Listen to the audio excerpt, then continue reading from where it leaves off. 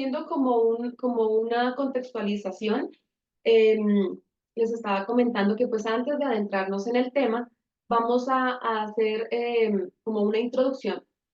Muchas copropiedades enfrentan retos para mantener sus finanzas equilibradas. Una de las causas es la falta de pago de cuotas de administración por parte de los copropietarios que tienen dificultades con sus créditos de vivienda, ya sea por los altos intereses, por los plazos demasiado largos, por la configuración del crédito que le da prioridad al pago de intereses al inicio del crédito, también por el sistema de amortización, entre otros aspectos.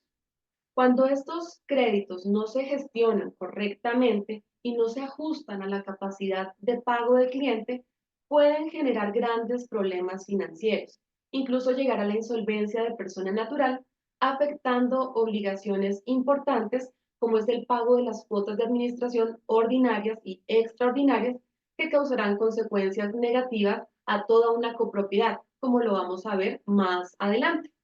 La mala gestión de estos créditos termina afectando el patrimonio no solamente del copropietario, de la persona, pues del deudor, sino que también afecta la estabilidad financiera de la copropiedad. ¿Cuántas personas conocen ustedes que han financiado la adquisición de su vivienda y se quejan por el pago de las cuotas, porque el crédito nunca baja de tiempo, nunca baja de dinero? Entonces, sabemos que ustedes, tanto como nosotros, conocemos personas así que pues, han financiado la adquisición de su vivienda y que deben pagar 3, 4, hasta 5 veces el monto de lo prestado y les es difícil mantener el pago de esas cuotas durante un tiempo tan prolongado. Hoy, pues, vamos a explorar cómo una gestión eficiente de los créditos de vivienda no solo puede reducir los altos intereses que pagan sus copropietarios, sino que también ustedes como administradores podrán minimizar los riesgos financieros y otros riesgos, y que esto les va a permitir a ustedes optimizar las finanzas de la copropiedad, permitiendo un manejo más estratégico de los recursos. Con esto en mente, vamos ahora sí a adentrarnos en los conceptos básicos de los créditos de vivienda, las variables que lo conforman, cuánto paga una persona por un crédito y cómo afectan estos créditos al presupuesto de una copropiedad, para luego pasar a la estrategia que pueden ustedes implementar para reducir los créditos de vivienda. En Colombia, conocemos dos maneras de financiar la adquisición de vivienda. Las principales son el crédito hipotecario y el leasing habitacional. El crédito hipotecario es un contrato de mutuo, es decir, es un préstamo. Es un préstamo a largo plazo que se utiliza generalmente para la compra de inmuebles, donde la propiedad comprada sirve de garantía por este préstamo.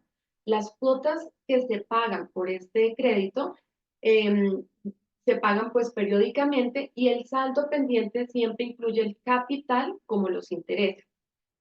En tanto que el leasing habitacional es un contrato de arrendamiento financiero con opción de compra. Veamos que no es un contrato de mutuo como es el crédito hipotecario.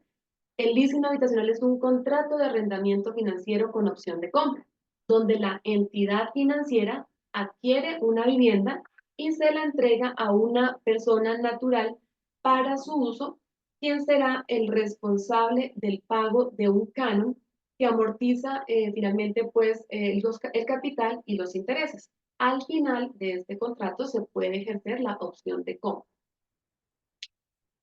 Bueno, veamos ahora unas diferencias de estos dos contratos o de estas dos maneras de financiar vivienda, que si bien es cierto, las dos figuras jurídicas nos llevan a lo mismo, que es poder adquirir una vivienda o un inmueble, tienen muchísimas diferencias. Vamos a ver, por ejemplo, que en cuanto a la propiedad, en el crédito hipotecario, el cliente o deudor es el propietario. El inmueble hace parte de los activos y entra en el patrimonio del deudor o del titular del crédito. En tanto que en el leasing habitacional es la entidad financiera realmente la propietaria del inmueble y es quien le entrega ese inmueble al locatario, que en este caso se llama locatario, sería el arrendatario, el locatario va a pagar un canon mensual por este uso. Este inmueble no entra dentro del patrimonio del locatario porque, pues, como les digo, pertenece a la entidad financiera. En cuanto al plazo que podemos tener con los créditos hipotecarios, puede ser hasta 20 años en pesos y 30 años en UVER, en tanto que en el leasing habitacional puede ser hasta 20 años. En cuanto a la financiación, también se diferencian porque con el crédito hipotecario, eh, la entidad financia hasta el 70% del valor del inmueble. El leasing habitacional financia hasta el 80% del valor del inmueble. En cuanto a la contraprestación, en el crédito hipotecario, el titular del crédito va a pagar una cuota mensual. En el leasing financiero, el locatario va a pagar un canon de arrendamiento mensual. En cuanto a la escrituración, podemos ver que en el crédito hipotecario se presentan dos negocios jurídicos. Uno es la compra-venta del inmueble y otro negocio jurídico es la hipoteca de este inmueble. Se pueden hacer las dos figuras en una sola escritura, pero son dos negocios diferentes y el titular del crédito es quien va a pagar pues también los gastos de escrituración. En un leasing habitacional, pues como es un contrato de arrendamiento, no hay escrituración en un principio, es un contrato de arrendamiento, solamente al final, cuando se ejerce la opción de compra, es cuando se hacen pues la escritura de ya pues para la adquisición de su vivienda. En cuanto a la garantía, en el crédito hipotecario, la garantía es del inmueble y el inmueble queda liberado al final del crédito, al final de la financiación. En tanto que en el leasing habitacional no, el inmueble no puede ser garantía porque el inmueble pertenece a la entidad financiera. La garantía será realmente pues el contrato y ya todas las cláusulas que hacen parte de ese contrato. Solamente al final pues hay una opción de compra como les he comentado anteriormente. En cuanto, cuando una persona como por decirlo coloquialmente, se cuelga en sus cuotas, incumple con el pago de las cuotas en un crédito hipotecario, la entidad financiera puede iniciar un proceso ejecutivo hipotecario. El banco iniciará este proceso y todo el procedimiento que ya viene pues inmerso en un proceso ejecutivo hipotecario, que será el embargo y el remate del inmueble, y con este dinero se pagará la deuda. En tanto que en el leasing financiero, si el cliente se cuelga, nuevamente, se cuelga en el pago del canon de arrendamiento, como es un contrato de arrendamiento, simplemente el banco o la entidad financiera inicia un proceso de restitución de inmueble arrendado, es un proceso más expedito, se puede demorar 8 meses, 7 meses, y pueden desalojar fácilmente a la familia, pues al locatario y a toda su familia. En cuanto al riesgo de embargo por deudas a terceros, también hay muchas diferencias porque si el titular del crédito hipotecario tiene deudas con terceros, incumple con estas deudas, los terceros pueden embargarle su inmueble porque pues hace parte de su patrimonio. En tanto que en el leasing financiero esto no va a pasar, es como una protección que tiene también, que tienen los locatarios, porque el inmueble le pertenece a la entidad financiera. Así que si el locatario tiene otras deudas con terceros, estos terceros le inician un proceso, cualquier otra clase de proceso, un proceso también ejecutivo singular, lo embargan, pues no van a poder embargar ese inmueble porque no hace parte de su patrimonio, sino que le pertenece a la entidad financiera. En cuanto a los impuestos, en el crédito hipotecario, los impuestos los paga el propietario, en este caso el cliente o deudor del crédito, en tanto que en el leasing financiero debería ser la entidad financiera por ser la propietaria realmente, pero pues también el pago de los impuestos lo va a hacer el locatario. Bueno, ahora bien, estas figuras Estas figuras jurídicas son muy utilizadas en Colombia al momento de adquirir una vivienda de manera financiada. Según el Boletín Técnico del DANE de agosto de 2023, los colombianos prefieren el crédito hipotecario al leasing habitacional y esta siempre ha sido la tendencia.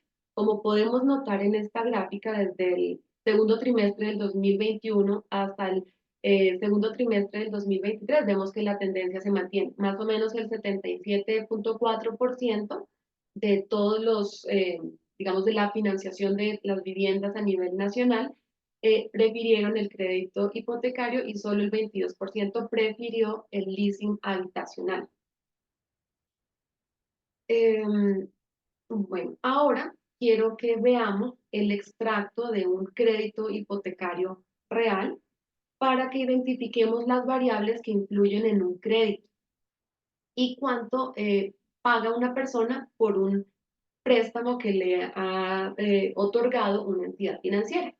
Vamos a ver que en los triángulos azules están las variables que influyen en el crédito. Uno de ellos es la tasa de interés. Este es uno de los factores clave que afecta el costo total del crédito. Un aumento en las tasas puede incrementar significativamente el pago mensual del crédito. En el largo plazo, esto puede convertirse en una carga considerable. Otra de las variables es el plazo de amortización de este crédito. Esta variable es otro factor importante, ya que en un plazo más largo del crédito, pues va a reducir el pago mensual de sus cuotas, de su crédito, pero incrementa el costo total en intereses y esa es una de las consecuencias que nosotros queremos pues ayudarle a las personas a reducir. Por el contrario, un plazo más corto de este crédito pues va a aumentar el pago mensual tal vez, pero reduce el costo total del crédito, o sea, el costo total de los intereses. Otra de las variables es el sistema de amortización, que puede ser en VR o puede ser en pesos colombianos. La VR o unidad de valor real es una unidad de valor para calcular el costo de los créditos de vivienda. Esto lo hace de acuerdo a la inflación, de acuerdo al IPC y pues sabemos que esto es el costo de vida, entonces hasta el valor de la gasolina puede influir en la VR. Es decir, que si la inflación sube, la cuota del crédito también va a subir. Si la inflación baja, la cuota del crédito también va a bajar. Por esta razón, las cuotas en VR cada mes están variando y las personas no pagan siempre la misma cuota, sino que siempre varía, así sea por unos pocos pesos. Ahora quiero que nos detengamos en cuánto paga una persona por el dinero que la entidad financiera le ha prestado. Lo que tenemos en las diapositivas es una imagen real de un extracto de un crédito de uno de nuestros clientes. Eh, a esta persona le prestaron 107 millones de pesos. Si vemos el plazo, dice 300, o sea, dice 360, son 30 años. El sistema de amortización que se usó en este caso fue la VR, con una tasa de 17.32% efectiva anual y la cuota que está pagando esta persona es de 1.500.000 pesos aproximadamente. De este dinero, si vemos en los puntos rojos del extracto, vamos a ver qué se está pagando con esta cuota realmente. En el punto superior rojo vemos que dice lo que se está pagando capital, 0 pesos. Si ustedes lo ven, no, de esta cuota nada está yendo por ahora al capital y eso que ya esta persona lleva unas pocas cuotas pagadas, pero nada se está yendo a su capital. En el siguiente punto rojo nos muestra cuánto está pagando esta persona de intereses. De intereses vemos que está pagando 1.400.000 pesos. De la cuota de 1.500.000, 1.400.000 más o menos se está pagando a intereses. Y se le están cobrando unos seguros, que estos son obligatorios. Es un seguro de vida y un seguro contra incendio y terremoto. Son obligatorios, pero no necesariamente estos seguros se deben tomar con la entidad financiera. Las personas pueden decidir con otra aseguradora, tomar esos seguros con otra aseguradora, probablemente puede salirle más económico, pero bueno, aquí ya a esta persona se las están cobrando, 45.000 pesos de seguro de vida y 31.000 pesos de seguro contra incendio y terremoto. Si hacemos las cuentas, a grosso modo, y multiplicamos la cuota mensual por el número de cuotas, vamos a ver que esta persona terminará pagándole al banco 547 millones de pesos aproximadamente, es decir, 5 veces lo que le han prestado.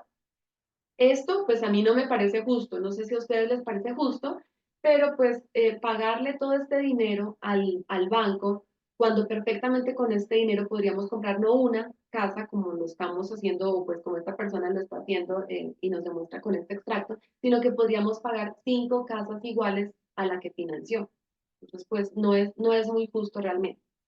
Bueno, este es un extracto real y los invito a que esta noche las personas que tengan créditos hipotecarios, por favor revisen su extracto y revisen la parte de la cuota y los ítems eh, porque le están descontando y a dónde se les está yendo la cuota. Y después hablamos para que veamos cómo reducir ese crédito. Después de haber visto la realidad de los créditos de vivienda y todo lo que se paga cuando se financia un inmueble, quiero que analicemos esta gráfica. Según el boletín técnico del DANE de agosto del 2023, el capital prestado por las entidades financieras con una o más cuotas vencidas asciende a 1.5 billones de pesos en el año 2023, en el segundo trimestre del año 2023. Si analizamos la gráfica, vemos que hay una tendencia al alza. Y en el segundo trimestre, en la primera columna, nos muestra el segundo trimestre del año 2021. En ese momento había una capital con una o más cuotas vencidas de 1.3 billones de pesos. En el 2022 aumentó y en el 2023 fue de 1.5 billones de pesos y se espera que en el 2024 sea de casi 2 billones de pesos. Esto quiere decir que cada día y cada año hay más personas con dificultades económicas, hay más personas con una o más cuotas vencidas y hay más personas en riesgo de que les inicien un proceso ejecutivo, los embarguen y les rematen su inmueble. Significa que estas personas están teniendo problemas con sus finanzas y con su economía familiar. Ahora bien, ¿qué pasa cuando la economía familiar no es saludable? Los copropietarios de un conjunto que residen en su conjunto tienen deudas y no pueden cumplir con estas obligaciones. En el caso de la copropiedad, esta también va a verse afectada. Veamos cuáles son los riesgos a los que se puede someter la copropiedad por créditos vencidos de parte de sus copropietarios. Vemos aquí, tengo los riesgos los clasifiqué en seis ítems. Uno es la iliquidez, el otro es el aumento de las cuotas, el otro es también la desvalorización de las propiedades y también la dificultad de conseguir financiamiento externo. Otro es la incertidumbre y finalmente los costos judiciales en que va pues a incurrir la copropiedad. Vamos a ver cada uno de ellos y vamos a hacer un pequeño análisis sobre eso. La copropiedad puede afectarse en su liquidez, es decir, si los créditos hipotecarios son demasiado largos y los intereses son demasiado altos, pueden llevar a una reducción en la liquidez familiar disponible. Menos liquidez significa menor capacidad para cubrir necesidades, para cubrir obligaciones y para cubrir imprevistos. Puede llevar a que las personas tomen decisiones forzadas, como vender su inmueble o ceder el leasing en el caso del leasing, o recurrir a deudas adicionales, verse incurso en procesos ejecutivos o en procesos de restitución de inmueble, perder su casa o apartamento. Y si un número considerable de sus copropietarios tiene estas dificultades y no paga sus cuotas de administración, el conjunto puede quedarse sin fondos suficientes para cubrir gastos esenciales, como pueden ser los servicios públicos, servicios básicos como el agua, la energía, la seguridad. También puede deteriorarse la infraestructura de la copropiedad por falta de mantenimiento. Las áreas comunes como jardines, piscinas, ascensores y otros servicios pueden verse afectados. Esto reduce la calidad de vida de los copropietarios y también la apariencia general del conjunto. Esto también va a poder generar problemas a largo plazo y se puede ver incluso deteriorada la infraestructura, afectando, pues como les decía, la calidad de vida de los residentes y generando cada vez problemas mayores y costosos en el futuro. Todo esto puede hacer que, todos estos problemas pueden hacer que la administración, la copropiedad, tenga que aumentar las cuotas, el valor de las cuotas, y por esta razón, pues también puede haber una redistribución del déficit. Cuando algunos propietarios no pueden pagar sus cuotas de administración, el déficit se redistribuye entre los propietarios cumplidores. Esto puede obligar a la copropiedad a aumentar las cuotas de administración o aplicar contribuciones extraordinarias para cubrir estos gastos, generando insatisfacción en los copropietarios, tensión entre los copropietarios y probablemente llevar a más impagos. Un tercer riesgo al que puede someterse la copropiedad es la desvalorización de las propiedades. Y en la desvalorización de las propiedades podemos ver también cómo se ve el conjunto residencial, cuál es la percepción que tiene el conjunto residencial. Los problemas financieros dentro de una copropiedad, el deterioro de las áreas comunes y los procesos de ejecución hipotecaria pueden generar una percepción negativa, tanto dentro como fuera de la comunidad. Los potenciales compradores o inversionistas pueden evitar adquirir inmuebles en este conjunto porque pues ven que tiene problemas financieros graves, que se va también pues a disminuir de esta manera la demanda y por ende pues el valor de las propiedades o de los apartamentos o casas, según sea del conjunto, pues también va a poder verse disminuir. En un conjunto pequeño o en edificios donde hay menos copropietarios, el hecho que ya una sola persona no pague sus cuotas de manera cumplida, pues ya afecta muchísimo el presupuesto de la copropiedad. En los conjuntos grandes, si se presentan varios familias o varios copropietarios con estas dificultades, un 20% puede generar problemas en el presupuesto de la copropiedad. Otro de los riesgos a los que también se puede ver sometida la copropiedad es la incertidumbre. El aumento de las ejecuciones hipotecarias puede generar incertidumbre en toda la comunidad, afectando de esta manera la cohesión comunitaria. Los residentes que se mantienen al día en sus pagos pueden verse afectados al vivir en un conjunto donde las propiedades están siendo embargadas o donde ven que a las familias las están desalojando. El hecho de embargar un inmueble también trae consecuencias porque estos inmuebles pueden quedar desocupados, pues les nombran y se posesiona un secuestre, pero el secuestre no administra el inmueble, lo deja también sin ningún tipo de administración y estos inmuebles se deterioran muchísimo, lo cual también puede generar incluso inseguridad dentro del conjunto residencial. Y finalmente, otro de los riesgos es los costos judiciales y de cobranza. Cuando los propietarios dejan de pagar sus hipotecas, no pueden pagar una, dos, tres, cuatro, cinco veces o más las cuotas de su crédito, el banco inicia un proceso ejecutivo hipotecario o inicia un proceso de restitución de inmueble arrendado.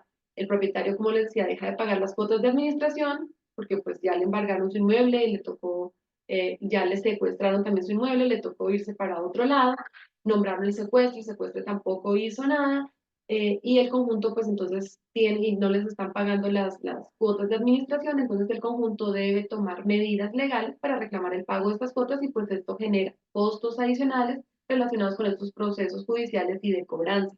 Estos procesos pueden ser largos, pueden ser costosos, lo que extiende el impacto financiero negativo sobre la copropiedad. Bueno, y para que ustedes puedan tener una información de primera mano, los invito también a que revisen las estadísticas de la rama judicial. De esta manera podemos ver que cada año también están en aumento el número de procesos ejecutivos hipotecarios que ingresan a la rama. En esta diapositiva vemos solamente los procesos ejecutivos hipotecarios. No tenemos en cuenta en este momento los procesos de restitución de inmueble arrendado, pero en la rama judicial encontramos estas estadísticas. De esta manera vemos que en el año 2021 ingresaron 28.000 demandas ejecutivas hipotecarias a la rama judicial. En el 2022 aumentó a 30.500. Esto se dijo que era por el impacto económico de la pandemia. En el 2023 aumentó a 32.000 procesos debido a la inflación y al encarecimiento de los créditos, y en el 2024 se proyecta que sean 33.000 demandas las que ingresen pues, a la justicia ordinaria. Como pueden notar, la tabla refleja los desafíos financieros a los que se enfrentan los hogares colombianos. Y si las finanzas familiares están mal, pues toda la copropiedad puede afectarse. Ahora bien, para evitar todas estas posibles afectaciones, minimizar estos riesgos, el administrador de la nueva era no solo debe concentrarse en conocer la Ley 675 del 2001, sino que debe realizar una gestión administrativa proactiva, debe conocer a sus copropietarios, debe conocer cuáles son sus necesidades y debe conocer también las herramientas y debe aplicar también las herramientas que le brinda la ley para minimizar cualquier riesgo a la que pueda verse incurso su copropiedad. Quiero entonces ahora que veamos cuál es la estrategia que ustedes como administradores pueden aplicar para disminuir estos riesgos. La estrategia que nosotros les traemos es la Ley 546 del 99. Es una ley de hace 25 años, sin embargo no es muy conocida. Así que el objetivo en este momento es darles a conocer a ustedes la ley como una herramienta práctica para reducir los créditos de vivienda de sus copropietarios y minimizar los riesgos a los que se ve sometido el conjunto residencial. Esta herramienta, también conocida como la ley de vivienda, es una herramienta clave que ustedes nos van a ayudar a poner en práctica. El espíritu de esta ley fue establecer un sistema de financiación más accesible y estable para la adquisición de vivienda, beneficiando tanto a los deudores como a las entidades financieras. A continuación, voy a contarles cuáles son los beneficios que nos trajo esta ley, cuáles fueron los cambios y beneficios que nos trajo esta ley, eh, cómo su gestión es importante a la hora de ayudar a que haya menos deudores y más propietarios y cómo ustedes van a mitigar los riesgos de su copropiedad. La ley 546 del 99 nos trajo principalmente estos 7 cambios o 7 beneficios. Eh, Hablemoslos como cambios.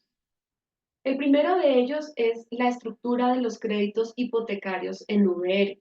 La VR nació como respuesta a la debacle financiera que enfrentó el país y que fue conocida como la crisis del UPAC. La VR le permite a los bancos ajustar los créditos de vivienda con base en la inflación. Esto puede ser beneficioso para algunas personas, para otras no tanto. Nuestros analistas financieros pueden ayudarnos también a estudiar si a una persona le conviene más quedarse con VR, con el sistema de amortización de VR en su crédito, o si es mejor que cambiemos de VR a pesos y que tengamos también una cuota fija, pero eso depende de cada persona, depende de cada crédito y es necesario que hagamos un análisis para ver qué le conviene más financieramente. El segundo cambio que nos trajo la ley 546 son los plazos extendidos para el pago de los créditos. La ley 546 establece que los créditos de vivienda pueden tener plazos más largos, hasta 30 años para ser pagados. Esto reduce el valor de las cuotas mensuales, haciendo que el crédito sea más asequible para las familias de bajos y medianos ingresos y que sean más manejables estas cuotas y que sean pues más ajustadas a sus ingresos. Hay que tener en cuenta que los ingresos de cada persona, de cada familia, también pueden cambiar durante el transcurso de su crédito de vivienda. Así que puede ser beneficioso también analizar eh, si pues, es posible cambiar este plazo, disminuirlo y no dejarlo pues tan largo. Nosotros también le podemos ayudar a disminuir ese plazo según le convenga más financieramente al deudor. Uno de los cambios, otro de los cambios que trajo la ley 546 son las tasas de interés reguladas. La ley fija límites a las tasas de interés que los bancos pueden cobrar en los créditos de vivienda, creando un marco más equitativo y predecible para los deudores, protegiéndolos de incrementos excesivos y permitiendo que sus pagos sean más asequibles a lo largo del tiempo. Esto fomenta la estabilidad financiera para las personas con créditos a largo plazo. Un cuarto cambio que nos trajo la Ley 546 es la transparencia y protección para los deudores. La Ley 546 también establece obligaciones claras para las entidades financieras, incluyendo la transparencia en la información sobre los créditos y las condiciones del préstamo. Los bancos están obligados a entregar los extractos. En el extracto debe estar toda la información relevante del crédito de vivienda pues del deudor. Esto hace que se proteja al deudor de cláusulas abusivas y asegura que también puedan analizar su extracto y comprendan los términos y condiciones de su crédito hipotecario, puedan tener más control de su crédito y así pues puedan tomar mejores decisiones financieras y planear mejor el pago de sus deudas. Un quinto cambio que nos trajo la Ley 546 del 99 es el acceso a créditos de vivienda de interés social, BIS. La ley incentiva la financiación de vivienda de interés social. Esta adquisición de estas viviendas están dirigidas a familias de bajos ingresos. Para estas viviendas, las tasas de interés son más bajas y los plazos son más flexibles, permitiendo a un mayor número de personas acceder a la compra de vivienda propia y mejorar su calidad de vida. Un sexto cambio que nos trajo la Ley 546 del 99 es que incluye disposiciones que permiten a los deudores solicitar periodos de gracia en casos de desempleo o en caso de dificultades económicas temporales. Durante estos periodos, las personas pueden suspender o reducir sus pagos sin que esto afecte gravemente su historial crediticio o conlleve a la pérdida de su vivienda. De esta manera, los deudores pueden tener una margen de maniobra para reorganizar sus finanzas sin el riesgo inmediato de perder su hogar. Y podemos ver también un séptimo cambio, y esto sí lo considero más como un beneficio, y es la refinanciación del crédito. Aquí entra la labor que queremos que tomen ustedes como administradores también referidores y nosotros como gestores. Así que escuchemos bien de qué se trata esta refinanciación del crédito. La ley permite a los deudores refinanciar su crédito de vivienda con mejores condiciones. En estos dos casos, si las tasas de intereses bajan o si mejoran su capacidad de pago. Este refinanciamiento puede ayudar a ajustar las cuotas mensuales o el plazo restante del crédito. De esta manera, el deudor se puede ahorrar millones de pesos en intereses, es decir, ahorrar dinero a largo plazo y tener una mayor estabilidad financiera a nivel personal y pues como familia y como lo veíamos, esto va a impactar también en su alrededor, que en este caso pues es en la copropiedad. Quiero que veamos estos dos casos que traigo en esta diapositiva, en los cuales podemos ver la reducción de crédito de dos clientes reales nuestros. En la parte superior izquierda, que se ve en azul oscuro, vemos el estado actual de un crédito. Hoy esta persona, o pues en ese momento cuando hicimos el estudio, estaba debiendo 73 millones de pesos, le quedaban 357 cuotas pendientes, es decir, 29 años, y está pagando una cuota de 800.000 pesos aproximadamente. Si esta persona no toma acción ya, le terminará pagando al banco casi 5 veces lo que le han prestado. Si aplicamos la ley 546, la ley de vivienda, como debe ser, esta persona puede disminuir su crédito en tiempo y en dinero de intereses. Si vemos al lado derecho de la parte azul, vemos que hay tres opciones. Hay una primera opción, segunda opción y hay una tercera opción. Aquí vamos a poder ver cuánto esta persona se ahorra en tiempo y en dinero. Si vemos la tercera opción, vemos que la persona le puede quitar 19 años de vida a su crédito y se va a ahorrar 205 millones de pesos de interés. Entonces, en este caso, a esta persona le conviene muchísimo hacer su reducción de crédito ya. no darle más dinero al banco ni mantener ese crédito tan largo. En el segundo caso, esta es otra persona diferente, es otro cliente nuestro. Hoy tiene un saldo de su crédito de 67 millones de pesos. Le quedan por pagar 226 cuotas, es decir, 18 años. Si el deudor no hace nada con su crédito, va a terminar pagándole al banco un poco más de 5 veces lo que le prestaron. Y esto es una lástima porque con este dinero, como les comentaba antes, perfectamente podría comprar 5 inmuebles como el que está financiando. Al aplicar la ley, nuestros analistas nos demuestran que esta persona puede ahorrarse 200 millones de pesos y le puede quitar 10 años de vida a su crédito. Entonces, vale la pena conocer esta ley y presentarle al banco una propuesta de reducción de crédito con todos los argumentos jurídicos, con todo el estudio financiero, para que no le quede otro camino al banco que aceptar y aplicar la ley como debe ser. A mí me parece que vale muchísimo la pena y cada uno de ustedes pues va a tener que verlo en algún momento, hacer este estudio y determinar si vale la pena hacer una reducción del crédito y estoy segura que vale la pena. Entonces, por eso los invito nuevamente, como les dije hace unas diapositivas, que analicen sus extractos de crédito esta noche y vean que pues les hubiera gustado conocer esta ley hace un tiempo para haber podido reducir su crédito también hace más tiempo. Veamos en la siguiente diapositiva un ejemplo o dos ejemplos de cambio de VR a pesos.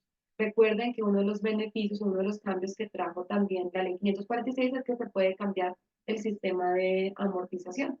En estos dos casos hay un cambio de sistema de amortización de VR a pesos. En el primer caso, en la parte superior, el deudor pudo ahorrar 66 millones de pesos, no pudo disminuir plazo, pero sí se ahorró dinero de intereses. En el segundo caso, este cliente pudo ahorrar 70 millones de pesos de intereses y además quitarle años de vida a su crédito. Pasó de 25 años a 15 años eh, con este cambio de sistema de amortización. Como vemos, la ley contempla la posibilidad de abonar a capital sin penalización, lo que permite a los deudores refinanciar sus créditos, pero hay que saberlo hacer. Usted no puede llevar al banco y abonar 10 millones de pesos de una sola vez, ni decirle tampoco que va a dar 100.000 pesos hoy, otros 100.000 pesos en 2 meses, y que va a hacer esto como un abono a capital o que quiere disminuir el plazo del crédito, porque los bancos no van a aplicar la ley como debe ser. Ese es un negocio, al banco le interesa que pues aplicar la ley, pero según como les convenga a ellos, porque pues, como les digo, este es un negocio. Nosotros, con nuestro saber hacer, garantizamos que sí se aplique la ley de vivienda en beneficio del cliente. Por ello es importante analizar cada caso concreto, hay que analizar cada extracto y la situación de cada pues, titular del crédito, porque cada crédito y cada familia y cada persona es un mundo diferente. Esto se traduce en una mejor gestión del crédito, lo que en últimas va a mejorar la salud financiera de las familias colombianas y por ende va a mitigar el riesgo financiero al que se podría enfrentar la copropiedad. Que se hagan efectivos o no estos riesgos y que afecten o no la salud financiera de su copropiedad, la copropiedad que ustedes administran, va a depender en parte de la gestión que ustedes como administradores realicen. Sé que en este momento tal vez están preguntando qué pueden hacer ustedes. Así que quiero decirles que podemos trabajar en sinergia, ustedes y nosotros. Ustedes son parte esencial en la detección de personas que se pueden beneficiar de la ley de vivienda, convirtiéndose en nuestros referidores, cuyo papel va a representar un ingreso adicional también. Y nosotros vamos a hacer y a prestar toda la asesoría y gestión financiera para que el proceso sea exitoso ante el banco. Esto nos permitirá ayudarle a las personas a gestionar su crédito. Ustedes serán el facilitador que permitirá mejorar las finanzas de cada familia de su conjunto residencial y a su vez ustedes podrán minimizar los riesgos financieros y de otra índole, como lo vimos anteriormente, de su copropiedad. Así que si hay personas en esta sala que deseen pues también ser facilitadores y referidores nuestros, se pueden comunicar conmigo al número que pues está en pantalla. Habiendo dicho esto, quiero que todos se queden con esta frase de Bill Gates. En el próximo siglo, los líderes serán aquellos que empoderen a otros. Me gusta esta frase porque veo que los administradores de la nueva era son como aquellos líderes que van a empoderar a otros. Están convencidos que el bienestar de un copropietario es el bienestar de toda la copropiedad. Y bueno, en conclusión, la ley 546 del 99 es la herramienta que permite refinanciar los créditos de vivienda, lograr mejores condiciones financieras a largo plazo y esto pues se va a traducir en mayor estabilidad financiera de la copropiedad. A nombre propio y en el de sus finanzas, que es la empresa que represento, les agradezco la atención prestada. Espero poder conocerlos próximamente y quiero invitarlos nuevamente a que sean referidores nuestros y nos ayuden a lograr menos deudores y más propietarios. Que tengan una feliz tarde. Muchas gracias por su atención.